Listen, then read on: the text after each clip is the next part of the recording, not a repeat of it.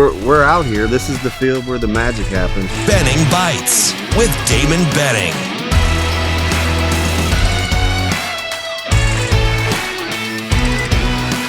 Benning Bites with Damon Benning.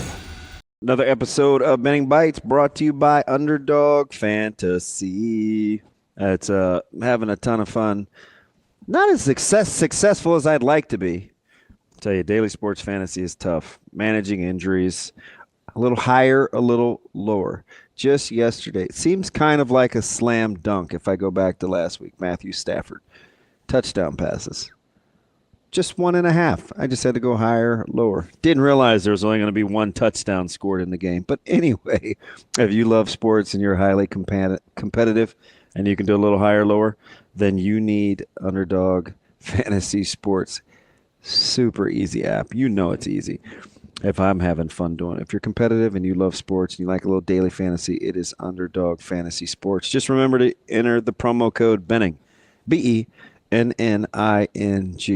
Appreciate you this morning. Heck of a show. I mean, goodness.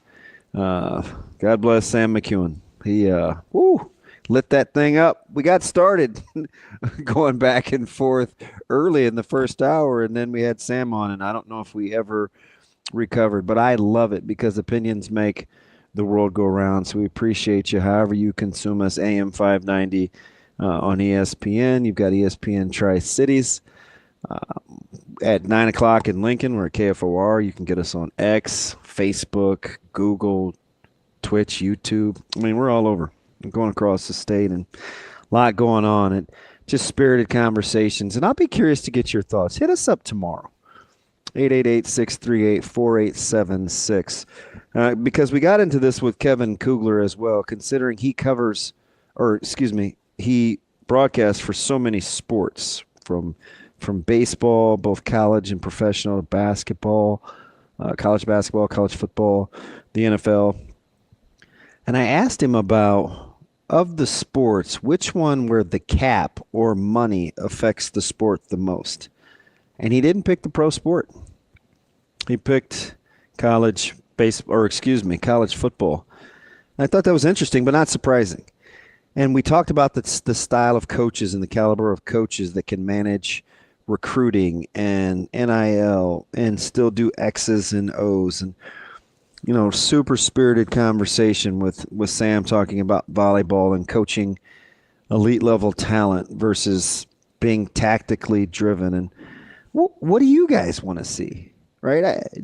Would you rather have the staff that can procure talent, the staff that can, I guess, manage it, like the personalities, X's and O's, the developers? You'd obviously, the easy answer is to say, I want it all, but it's hard.